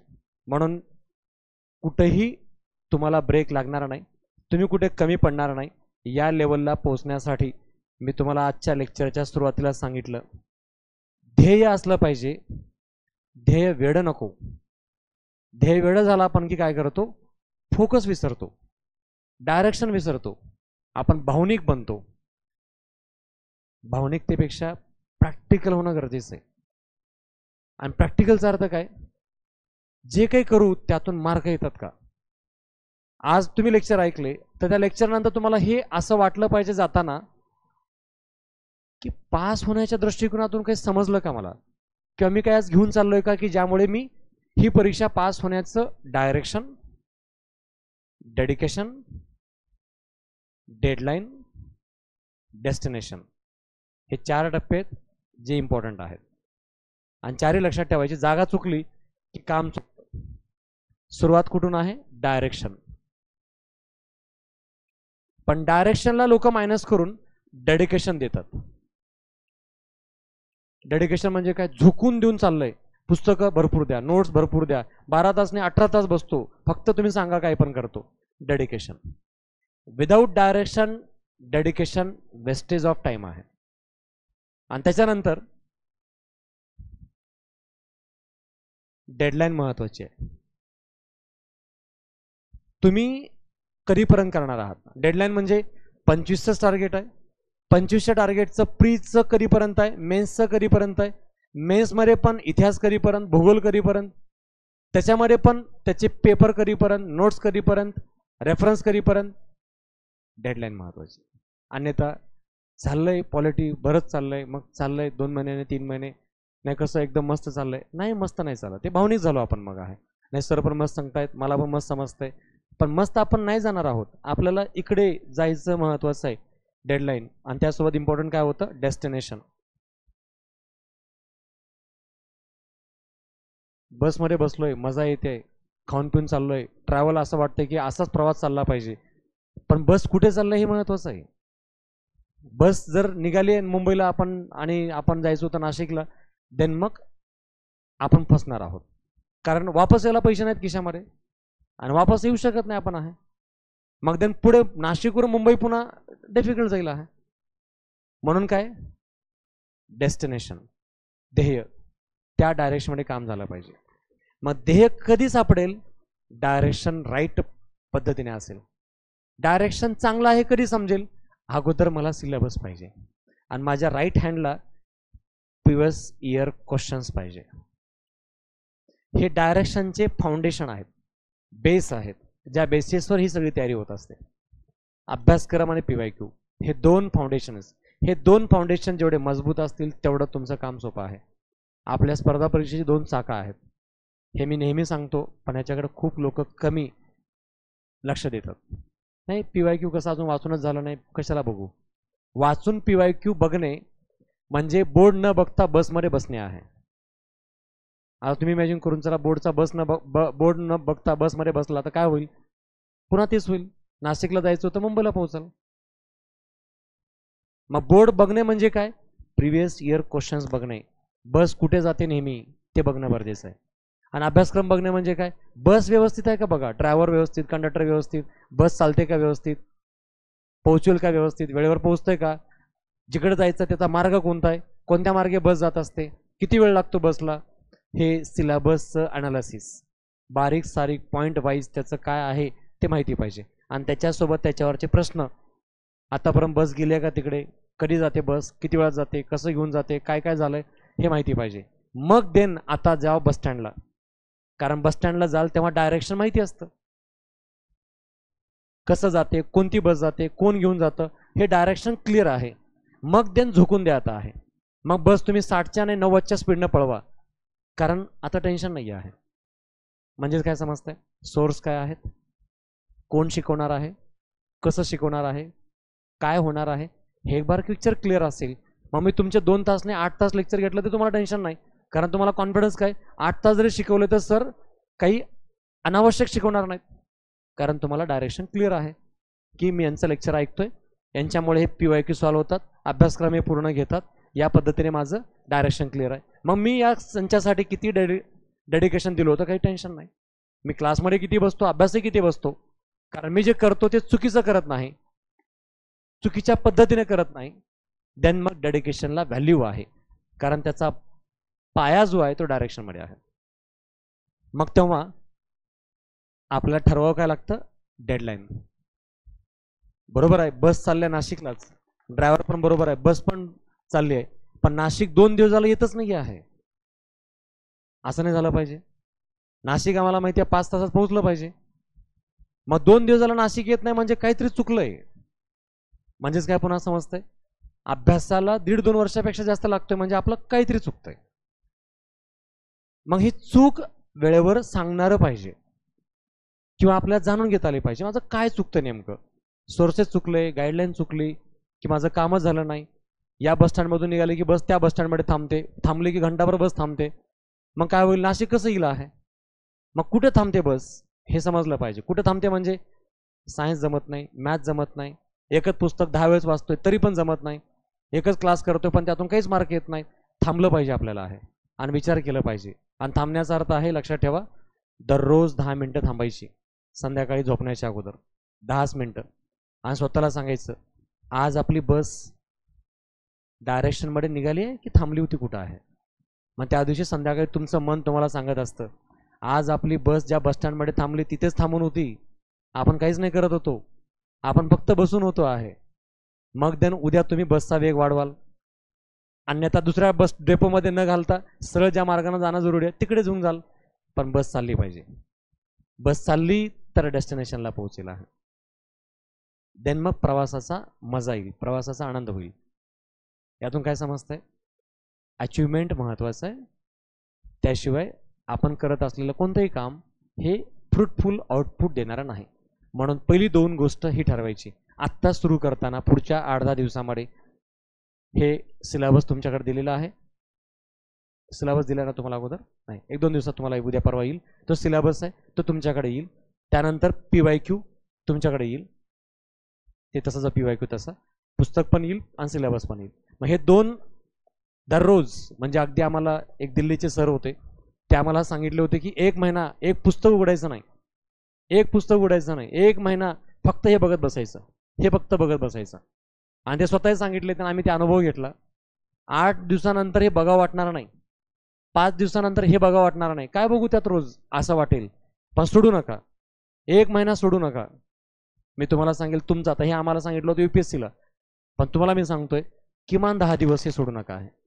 10 दिवस, 10 दिवस किती किती वेळ, एक अर्धा तास, अर्धा तास, पाऊण तास. काय बघायचं, आज मी बघेल मराठीमध्ये काय काय आहे सिलेबस, इंग्लिशमध्ये काय काय आहे, भूगोलामध्ये काय काय, फक्त वाचत राहीन आणि बघेल की हां भूगोलामध्ये काय, मृदा आहे, हवामान आहे, पर्जन्यमान आहे, खनिज संपत्ती आहे, लोकसंख्या आहे, असं मी रोज वाचतो, अगदी पाडेपाठ केल्याप्रमाणे वाचतो. आणि हे सिलेबस बघून झाला अर्धा तास की मग मी ते जे टॉपिक वाचले सिलेबसचे, त्याच टॉपिक रिलेटेड आयोगाचे फक्त प्रश्न बघतो. मी आत्ता काय वाचला, हवामान, हवामान टॉपिक काढतो इथला आणि त्याच्यावरचे फक्त प्रश्न वाचत राहतो, प्रश्न सॉल्व्ह नाही करत. ऑप्शन मी वाचत नाही, फक्त प्रश्न बघतो. तुम्ही सगळे क्रिकेट बघता. क्रिकेटमधला बॅट्समॅन ग्राउंडवर स्पीचवर आल्याबरोबर काय करतो? अगोदर सगळं बघतो मैदान. म्हणजे काय? कोण कुठे थांबलंय, कुठं कडा रन काढता येईल, अनालिसिस आहे, अजून काहीच नाही. बॉलर बॉलिंग टाकताना आपण अगोदर बघतो कोण कोण कुठे थांबलंय, अनालिसिस आहे. मग आपणच का करतो? हे न बघता डायरेक्ट अभ्यास, पुस्तकं घेतले, सुरू झाला अभ्यासाला. म्हणजे काय पुन्हा होईल? आपलं चुकील डायरेक्शन. जर फिल्डर कुठे आहे हे न बघता बॉलर पण बॉलिंग टाकत असेल आणि बॅट्समॅन पण बॅटिंग करत असेल तर काय होईल? दोघांचे चुकेल. म्हणजेच प्रश्न कसे येतात हे न पाहता आपण पॉलिटी, इकॉनॉमी, जॉग्राफी काही पण वाचत असू तर काहीतरी चूक करत असू. पण प्रत्येकाला प्रश्न पडतो म्हणजे काय सुरू करू, म्हणजे काय मी करू, याच्यावर आपला प्रश्न पडतो. म्हणून मला सांगायचं हे की आत्ता सिलेबसचे एक एक पॉईंट वाचायची आणि त्यासोबत प्रिव्हियस इयरच्या क्वेश्चनमधले क्वेश्चन्स बघायचे फक्त टॉपिक वाईज. आता आपला राज्यघटना आहे तर राज्यघटनेचं बघताना मी उद्देशपत्रिका, सिलेबस बघितला, मार्गदर्शक तत्व, फंडामेंटल राईट, राष्ट्रपती, हे टॉपिक बघितले मी. मग मला टॉपिक बघून कळालं की असा असा टॉपिक आहे सिलेबसला. मग मी PYQ मध्ये जाऊन राष्ट्रपती बघतो, राष्ट्रपतीवर कसे प्रश्न असतात. मग प्रश्न बघून मला कळतं काही अवघड वाटतात, काही सोपे वाटतात, हे सगळं कुठं सापडते असं वाटतं. डोक्यात हे प्रश्न उभा राहू द्या. ह्या प्रश्नामुळे काय होईल? उद्या पुस्तक वाचताना कसे प्रश्न आलेले आहेत हे माहिती असल्यामुळे वाचणं सोपं जातं आणि आवश्यक त्या राईट लाईनमध्ये आपण आपलं प्रिपरेशन करतो. म्हणून त्याची महत्त्वाकांक्षा आहे, त्याच्याबद्दलचं आउटपुट आहे आणि त्या पद्धतीनेच आपल्याला काम करणं ही या ठिकाणी अत्यावश्यकता आहे. हे जेव्हा जमायला लागतं, हे जेव्हा आपण त्या पद्धतीने करतो तेव्हा तसं त्याच प्रपोर्शनमध्ये ऑब्जेक्टिव्हिटी ही प्राप्त होत असते आहे. म्हणून सांगायचं आहे आत्ता सुरुवात करायची या पद्धतीने 2 गोष्टी घेऊन आणि त्यानंतर मग आता सुरू करायचं कुठून? State board. पॉलिटीचं मी अगोदर सिलेबस बघितला पॉलिटीचा, त्यानंतर PYQ बघितलं सिलेबस पॉलिटीचे आणि त्यानंतर मग मी आता सुरू करतो स्टेट बोर्ड. स्टेट बोर्डच का करू? कारण स्टेट बोर्डमध्ये कन्सेप्ट क्लिअर होतात. आणि आत्ता तुम्ही जेव्हा स्टार्ट करता तेव्हा तुम्हाला राष्ट्रपती यांच्या पदाची राज्यघटनेत आर्टिकल 52 मध्ये तरतूद आहे हे माहिती असण्याची थोडी आवश्यकता नाही. तुम्हाला काय समजलं पाहिजे? हे कोण असतो राष्ट्रपती, म्हणजे हा कुठे असतो, हा दिल्लीमध्येच का असतो, हा देशाचा प्रमुखच का असतो, हा राष्ट्रपती नेमकं काय काम करतो, हे बेसिक समजलं पाहिजे. आणि हे बेसिक पुस्तकामध्ये खूप छान दिलेलं असतं. आपल्या देशात संसदीय लोकशाही आहे, पण संसदीय म्हणजे हेच काय माहिती नाही. यासाठी संसदीय लोकशाही समजली पाहिजे, ती स्टेट बोर्डमध्ये असते. आपल्याला ते सांगितलं असतं की संघ सरकार आहे भारतात, आणि मराठी पुस्तकात आम्ही वाचतो केंद्र सरकार आहे भारतात. मग आम्हाला कळत नाही संघ सरकार काय असतं आणि केंद्र सरकार काय असतं. यासाठी स्टेट बोर्ड वाचावे लागतात. म्हणून 15 दिवस 20 दिवस किती लेट होऊ द्या संदर्भ पुस्तकं वाचायला किंवा त्या विषयाचा क्लास सुरू करायला, पण अगोदर काय करा? State board. ह्या 10-20 दिवसात मॅक्झिमम स्टेट बोर्ड वाचा कोणत्या विषयाचे. आणि कुठलं काय वाचू काहीच कळत नसलं तरी सगळ्या विषयाचे 11वी-12वीचे पुस्तकं वाचा. सायन्स सोडून बाकी सगळे 11वी-12वी, कारण सायन्स जनरली 11वी-12वीचं खूप हेवी आहे. 8वी 9वी 10वीचं सायन्स सफिशियंट आहे. A to Z ऑल विषयाचे 11वी-12वीचे पुस्तकं जे आपल्याला ऑलवेज रिक्वायर्ड आहेत. आणि स्टेट बोर्डची पुस्तकं तुम्हाला प्रीसाठी ऑलवेज सांगतोय मिनिमम 33 मिनिमम 33 आणि मॅक्झिमम 42 प्रश्न आयोगाने नेहमी विचारलेले आहेत.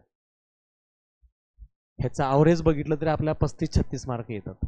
मग 35 प्रश्न जर स्टेट बोर्डमधून येत असतील प्रीमध्ये तर मग हे का नको करायला?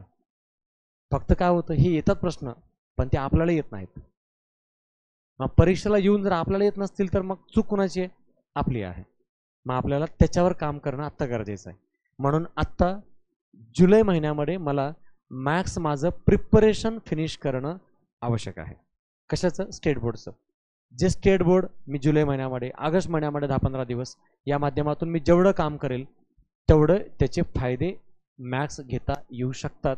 आणि याप्रमाणे प्रिपरेशन करत राहिलो तर आपल्या संदर्भ कळायला, लेक्चर कळायला वेळ लागत नाही आणि त्या पद्धतीने अभ्यास करणंही सोपं जात असतं. हा त्याचा एक फाउंडेशनल पार्ट आहे.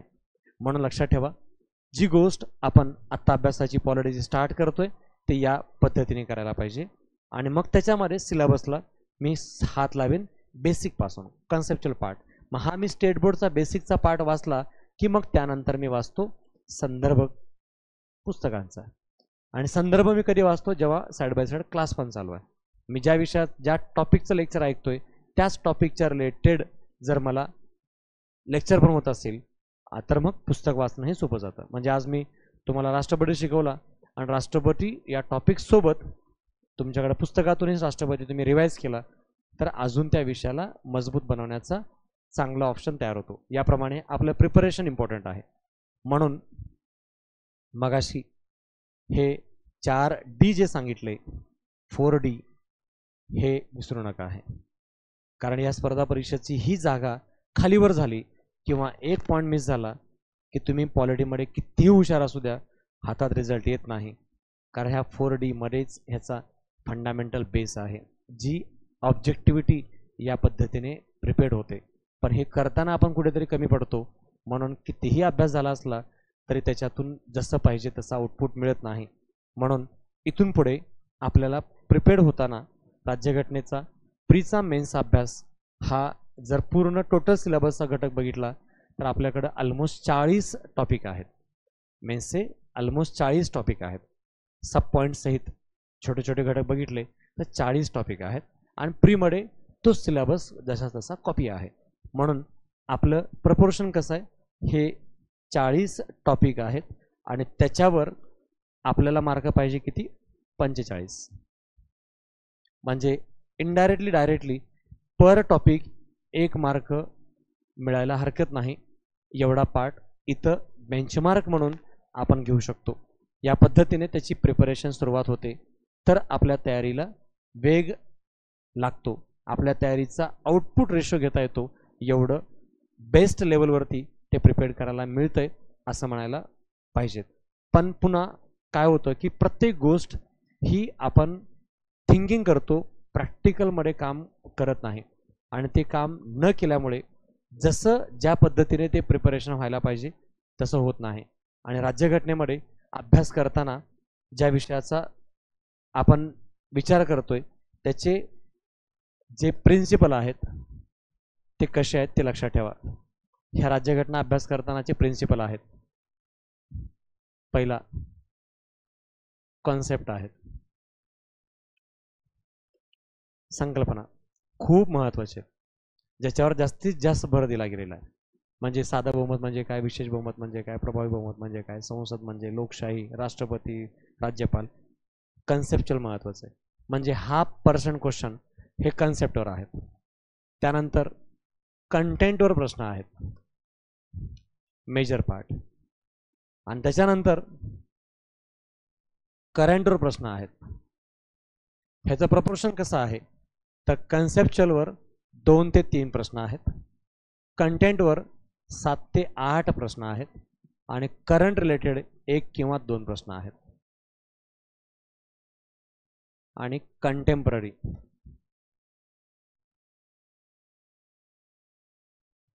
ह्याच्यावर 1 किंवा 2 प्रश्न आहेत.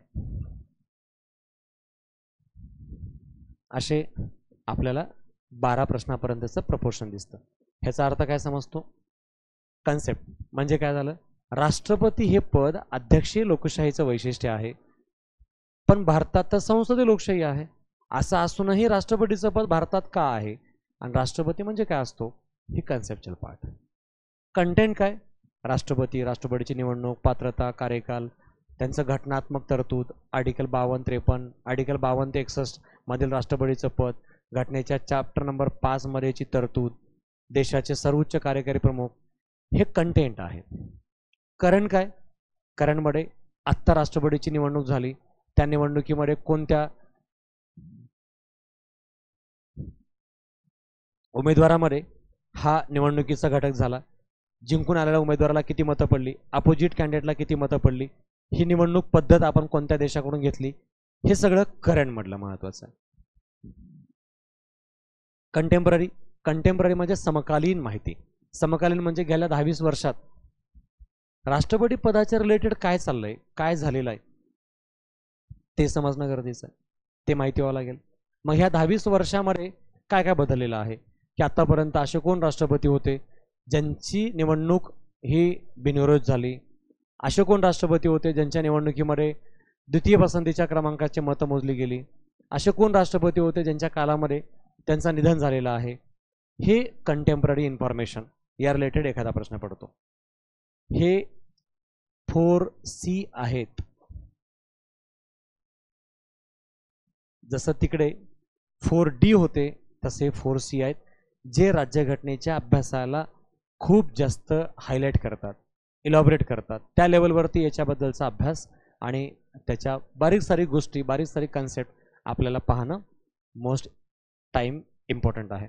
तर आपण या वेळेनं आपल्या प्रिपरेशनला सुरुवात करू शकतो किंवा आपली तयारी उत्तमरित्या पुढच्या लेवलवरला घेऊन जाण्याचा मार्ग मिळतो. म्हणून आपल्या तयारीमध्ये ह्या चारही गोष्टीचं प्रपोर्शन इम्पॉर्टंट आहे. या चारही पद्धतीने अनेक वेळा केलं जात नाही. कोणी पण काय करतं, फक्त ह्याला भर देतात सगळेजण आहे. का सगळ्याला वाटतं की इथलं एवढे मार्क जास्त आहे तर मग हेच करायला पाहिजे. पण हे कधी कळतं, जेव्हा हे कळालं असेल तर आहे. कन्सेप्च्युअल बेसिकच अर्थ चुकला आहे, तर हे न कळल्यामुळे हे तर मार्क जातातच, पण इथलेही मार्क पूर्ण मिळत नाहीत. आणि म्हणून आपला पाठ जे मगाशी बोललो 10 मार्कांचं जे टार्गेट आहे ते अचीव करणं खूप आव्हानात्मक होतं किंवा मर्यादित होतं.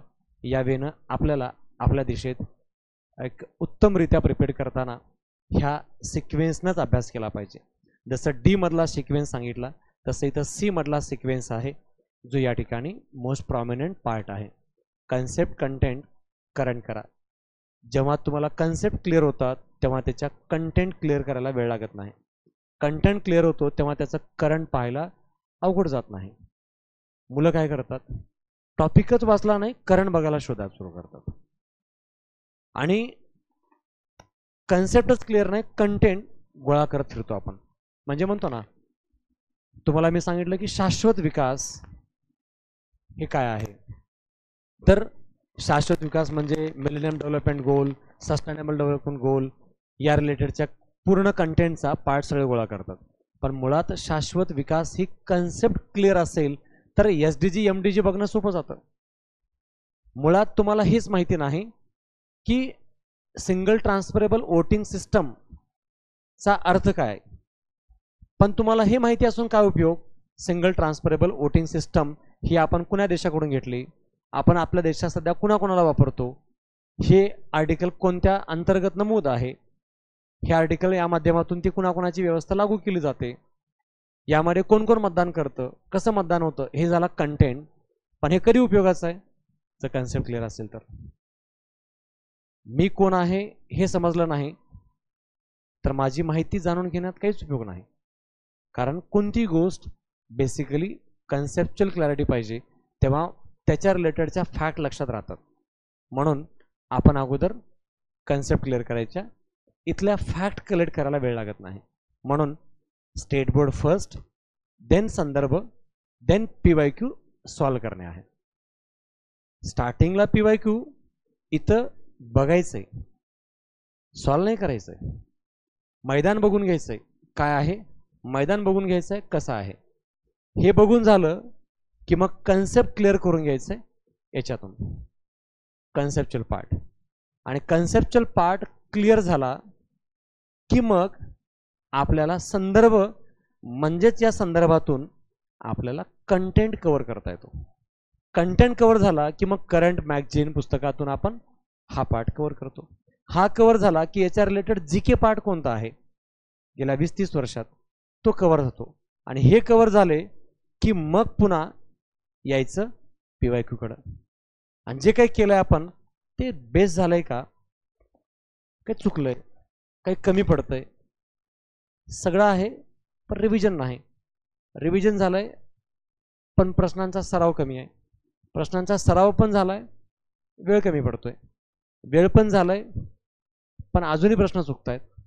हे सगळ्या गोष्टी इम्प्रूव्हमेंट करायला आपल्याला स्टेप बाय स्टेप वेळ द्यावा लागतो. त्याला स्टेप बाय स्टेप त्याचा विचार करावा लागतो, तेव्हा त्याचं आउटपुट निघेल.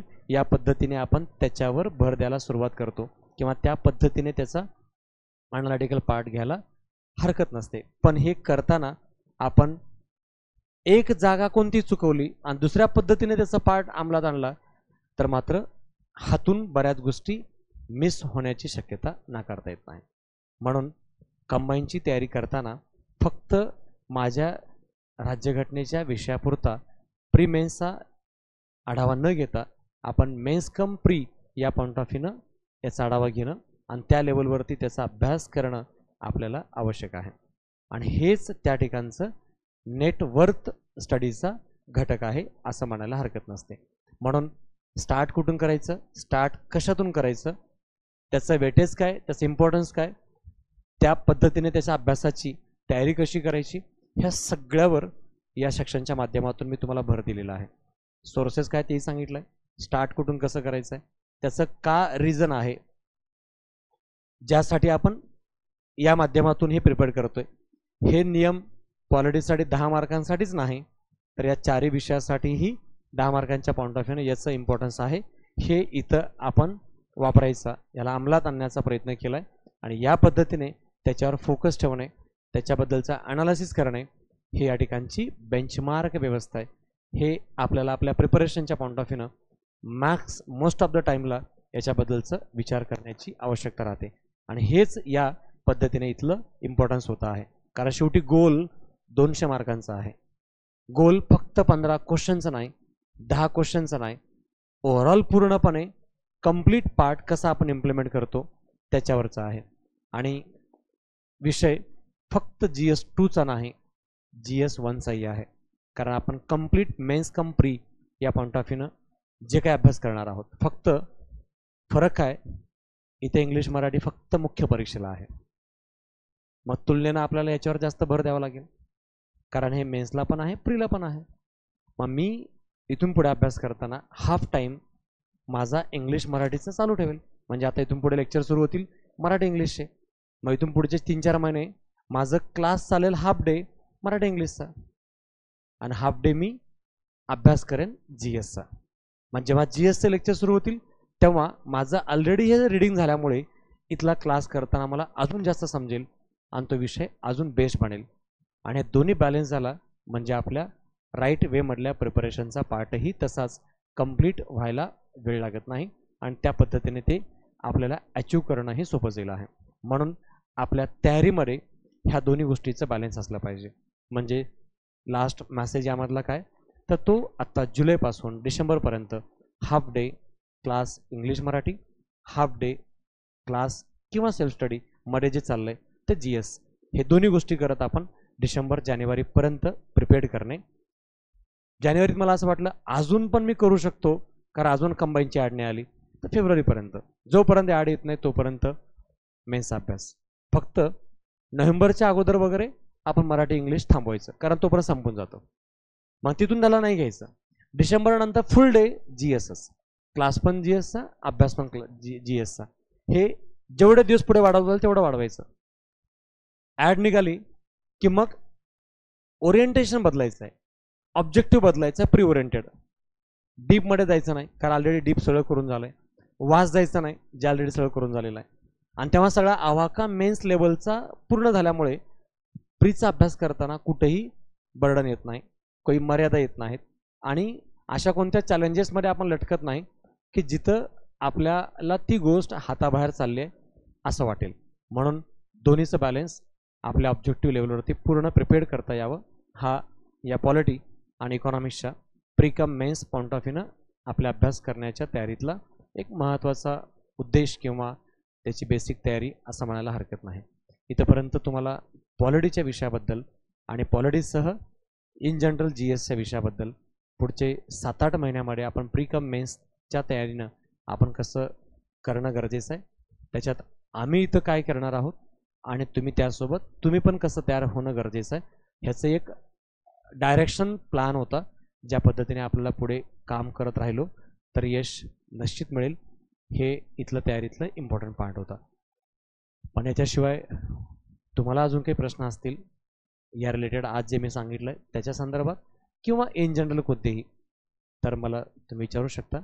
आपण 1-2-3 मिनटात थांबू. बाकी पार्ट नेक्स्ट लेक्चर पुढच्या सेक्शनची विषयाची सुरुवात होईल नेक्स्ट डेला. आज जे तुम्हाला आम्हाला सांगायचं होतं त्यातला हा एक भाग इम्पॉर्टंट होता.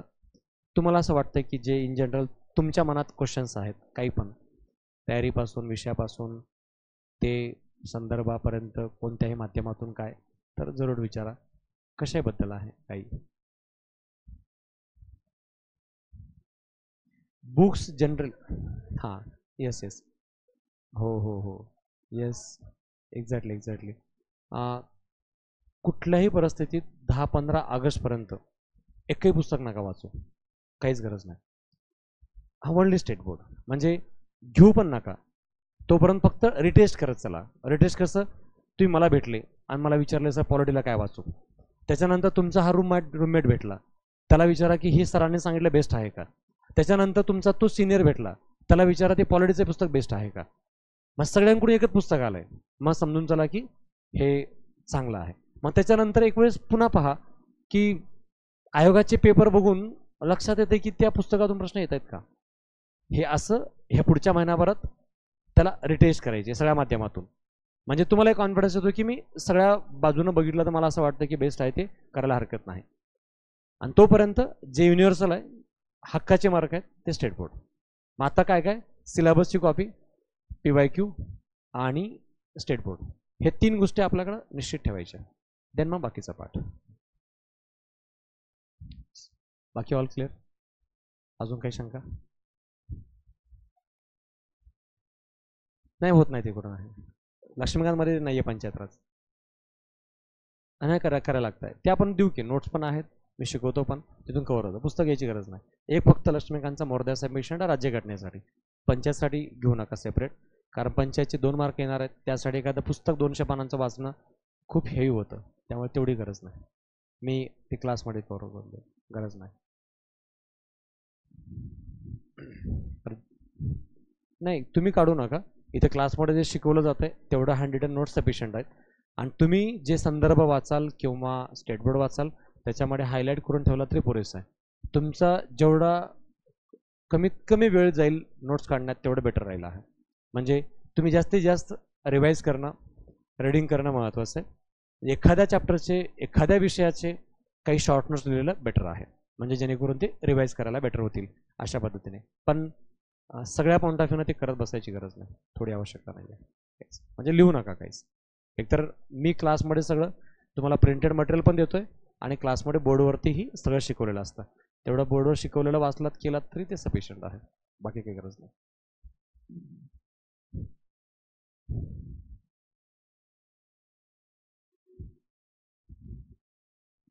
एक्झॅक्टली, ते महत्त्वाचं आहे, पण त्याला आत्ता लगेच गरज नाही.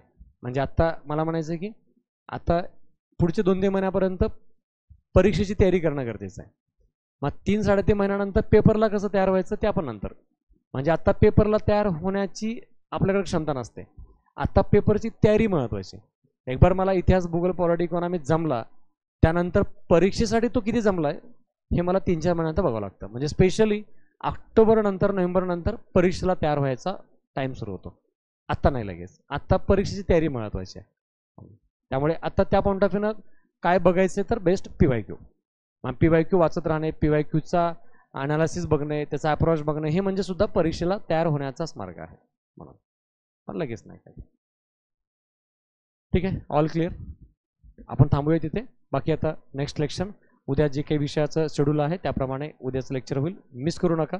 कारण हे जे लेक्चर्स आहेत ना, ह्या लेक्चरमध्ये अजून शिकवलं जात नाही, पण मी तुम्हाला याची थीम सांगतो, कसं शिकायचं आणि काय शिकायचं हे कळतं येतं. आणि या स्पर्धा परीक्षेमध्ये शिकवणारे भरपूर आहेत, पण कसं शिकायचं हे खूप कमी लोक सांगतात. त्यामुळे हे जे 7-8 दिवस लेक्चर चालू आहेत, हे परीक्षा कसं करायची असते हे शिकणं खूप महत्त्वाचं आहे.